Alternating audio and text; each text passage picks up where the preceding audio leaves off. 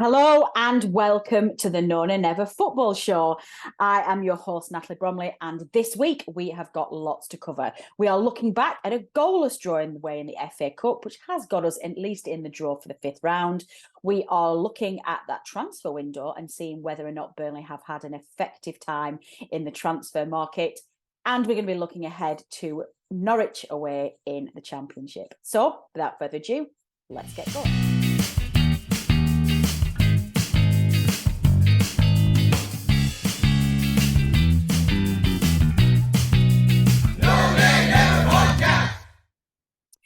I am joined this week by our good friend, our panellist and our all-round entertainer, Tom Whittaker. Tom, welcome. How are you? Good evening, Natalie. Very well, thank you. Nice to be back. Yes, I hope you're all as well. Yes, of course we are. We're all good. It's been a while, actually. We've been a little bit lazy at Nona Never Towers. We had a bit of a diary clash after West Brom, and then we all forgot to submit our videos. And then, obviously, we had the build-up to the FA Cup, and we didn't do anything. And now it's been like 3 weeks since we put a podcast out. So, soz listeners, we've been a little bit lazy. We are, of course, away this weekend. It's Saturday, the 4th of February. It's a 12:30 kickoff live on Sky Sports, away at Carrow Road.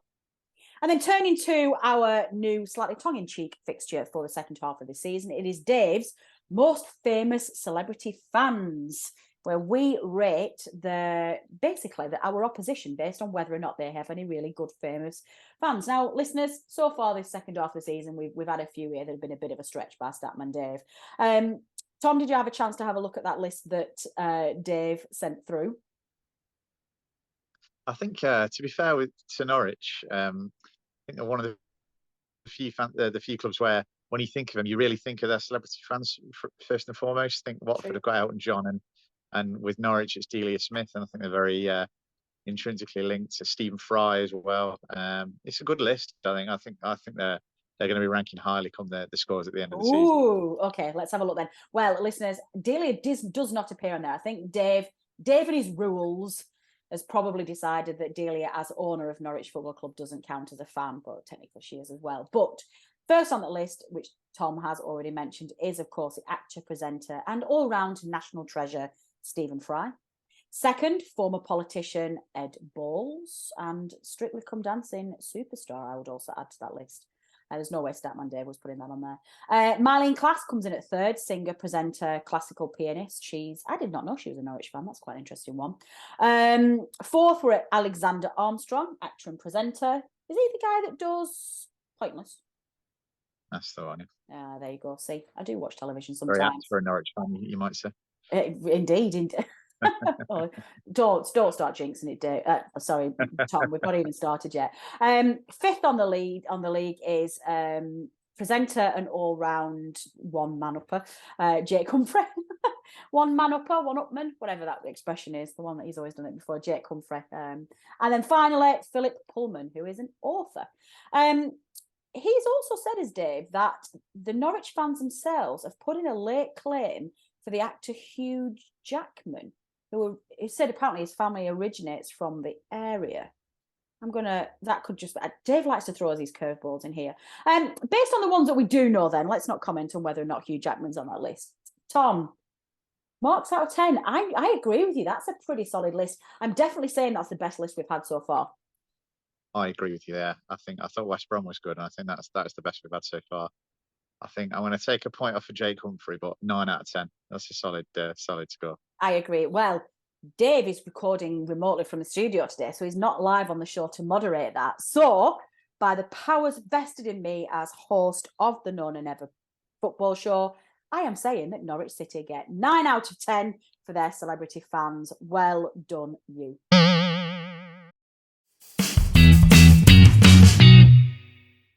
Okay, looking ahead to this game at the weekend, and we start our pre-match discussion as to how we think the Clarets are going to do. We're going to start by giving you a little bit of information as to who our referee is going to be.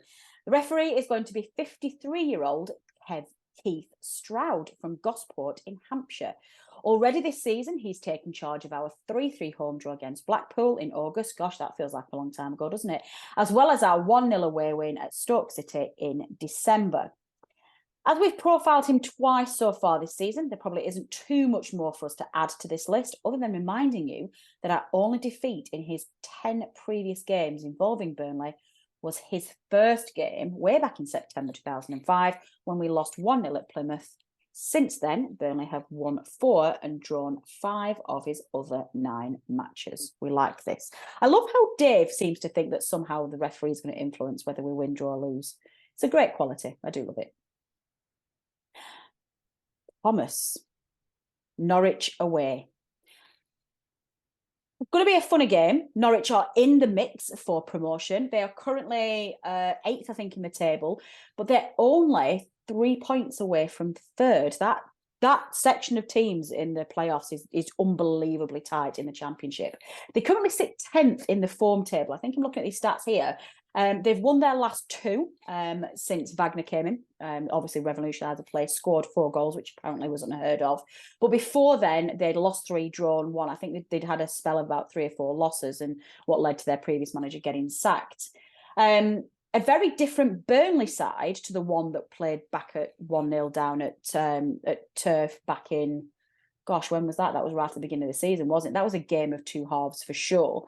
And that was back in a time when Burnley were a lot more inconsistent where we are now, where we were still finding our feet as to what our preferred starting lineup was. We were drawing way too many games, and we were really, really off the pace in the first half, but absolutely battered them in the second half, but couldn't find that equaliser. We're going to come on to injury news in a minute because we've had some alarming news coming out of the press conference today. But just on paper, taking the Norwich side and the Burnley side, Tom, what was your initial reaction to how it's going to go on Saturday? I think I got accused of being a little bit pessimistic before the West Brom game because I was thinking it was going to be difficult, and I said I'd take a point. Richard Steele in the chat didn't take kindly to that. He didn't. He went mad at you. It was very funny. He did. But I'm still feeling the same today. I have to say, actually, the West Brom game, we were 1-0 down after 5 minutes, and I'm thinking, it's going to be another Sheffield United, the way we defended that corner. But really, we controlled that game after. And I think easy to forget, really, that as much as you're looking at Norwich in the last 2 games, scoring loads of goals, playing really well, they've got a good side, and you're thinking this is going to be difficult. They're looking at us and thinking the same. Yeah. We are the best team in the league, I think, and I think they will be saying the same. They'd be very happy with a point against us. So there's no need to go there with any fear. I think it will be an entertaining game. I think there'll be a lot more attacking, a lot more kind of risk taking than they were under Dean Smith, because it was a bit of a grind, the game at the Turf. And I think we'll see some goals. I'm hoping. I think again, I'd be happy with a draw. I don't think a point down there is a bad result, especially at the time we're playing and when they've got a bit of a new manager bounce. But I think we're more than capable of going anywhere in this league and winning. So I'll say a few goals, and hopefully we'll nick it by the odd one. Oh, I like it. Now, as I just mentioned just very previously, one of the concerns that we've got is that in VK's press conference earlier on today, he has put it out there that the club has had a really tough week in terms of injury and illness, which has swept through the camp. In his words, he said that when you look at the team, you're going to understand this when you see the team at the weekend. You will think that we're going to really, really struggle for players. But probably a week later, when we face Preston, we're going to be back to people thinking we've got the ridiculously big squad. That was both alarming and intriguing and all sorts of emotions all at the same time, Tom. We don't know who's out. He's keeping that very close to his chest. He's saying that he's got problems. Who will be the big, bearing in mind this resurgent Norwich side and the fact that Wagner's got them playing more attacking football, who are your top 3 players that would be the worst to be injured in that list that we don't know about yet? I think Bayer would be a very big miss. Fair to say, especially with Harwood Bellis being out, because if he's out, then it's Taylor and it's one of the new guys, and it's perhaps not an ideal game to be introducing someone new in. Mm-hmm. One player that I'm quite worried about is Benson. He got a big tackle against West Brom. He played on, but he was struggling, and he wasn't obviously in the squad for the Ipswich game. I haven't heard anything about Benson. I don't know if we've got any confirmation that he's injured or he's going to be out for a while, but nothing. I'm a little bit worried we might not see him for a little bit of time, and he is a big miss. And I think the other one that I'm a little bit worried about, you mentioned earlier about centre midfield. Maybe we could have brought in an extra body there. I think we've got a few defensive-minded midfielders, Court Cullen and Bastion. We've got Twine or Goodmanson who can play in the number 10, but I think there's only one player who can play in both, and that's Brownhill. Yeah. I think if we were to miss Brownhill, then we lose quite a lot of. We lose a bit more depth in the squad than we do with any other player in that position. So I'd be a bit worried if he was missing as well. Yeah, I agree. And I think, like you say, we have got a strength in depth now. We've got a squad that can cover these. But one of the challenges that we've got, and that's probably what we saw away at Ipswich in the Cup last week, is that those players haven't got game time. And some of them are brand new to the club and don't yet know their fellow teammates that well. Not in a competitive game environment. So I guess we've got to lose at some point. I don't see us going to the end of the season without losing any games. I think it's obviously a really fantastic run we're on at the moment, but I definitely share your belief that I think 1-0, a draw is going to be a very good result. One nice piece is that Ben Gibson's not going to be involved. That's always nice because there's always a little bit of a salty relationship with Mr. Gibson. Apparently he's back after injury, but his wife's expecting. So congratulations to him, and I hope all that goes well. But also I'm very pleased that we're not meeting you on the pitch, Mr. Gibson. Thank you very much. Looking at the Norwich build-up, they too have got quite a few injuries as well. So I'm not entirely sure that they're going to get their first team out there. Bearing all of that in mind, are you going to give me a score prediction? All right. So my heart says 3-2. My head says 2-2. You can pick whichever one you want from there. Oh, wow. Okay. Well, actually, very exciting, listeners. Bromers Bankers came in against the West Brom for the first time ever. Actually, I do need to give a really special shout out to a really good friend of the show, Andrew Blythe. Most of our listeners will know Andrew. He does a crazy journey every home game, most home games, down the country from Scotland to watch his beloved Burnley play.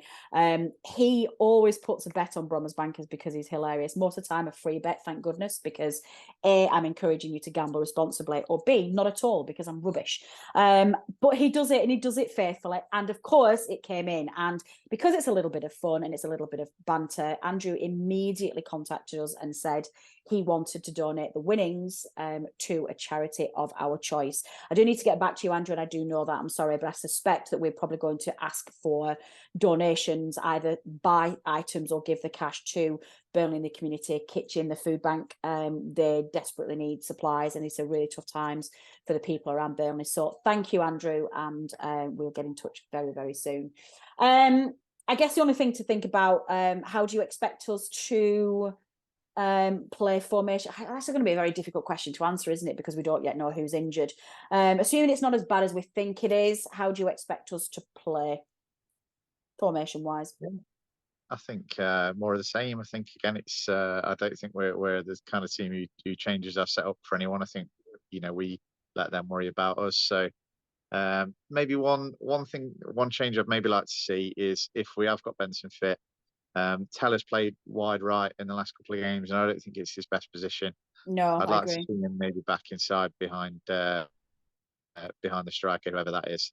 But obviously, it depends who's fit. But you could play Goodmanson out there and obviously Zarori on the other side. But yeah, it obviously depends on the personnel, and if it depends where all the injuries and the illness are as well. Especially if all the wingers are out, then we're going to see something different. But I think. That aside, I don't think we'll be changing too much. I don't think it's company style to change for the opposition. I think he sticks to his way. Good. Assuming that it's worst case scenario and we have got 3 or 4 players out injured, out of the new incoming players, which ones would you be pretty comfortable seeing them thrown in at the deep end and playing? I think Alder Keel has obviously had one start now. He's been here a little bit of time. Like I said, I think you could tell he wasn't quite up to scratch yet in terms of his distribution and things like that. But he's had a game to settle in. So I think if you're going to play a centre half, or you need to play one of the new centre halves, it'll be him. And then I think Foster as well. I think it's always unfair because I think the players who have the biggest price tag are the ones that you expect the most from. Very true. It's like pressure. Yeah. I know, he was a It's big not his spend fault. for us. It was, yeah, and we haven't really done that, in the Championship since Andre Gray, I suppose. So No. puts a bit of pressure on, but Rodriguez isn't scoring, Barnes isn't scoring, so Chris Wood. yeah. Was Chris Wood a Premier League signing? He was in the Championship, wasn't he? Or was he Premier League? Yeah. No, I think Chris Wood was yeah.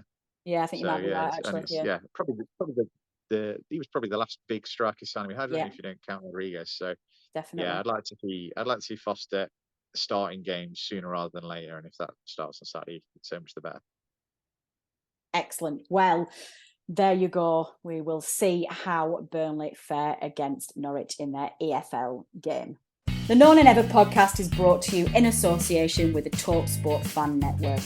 Natalie Bromley is the host and editor, and the show is produced by Matt Moss. Our resident statistician is Dave Roberts, and our FPL expert is Adam Dennett. The Analysis show team is collectively Tom Whittaker, Richard Steele, George Poole, Charlotte Rigby, Adam Dennett and Robbie Kopak. Our music is provided by George Gaskill, and our newsletter team is headed up by Jamie Smith. If you don't already, you can subscribe to our newsletter by visiting nonadenever.substack.com.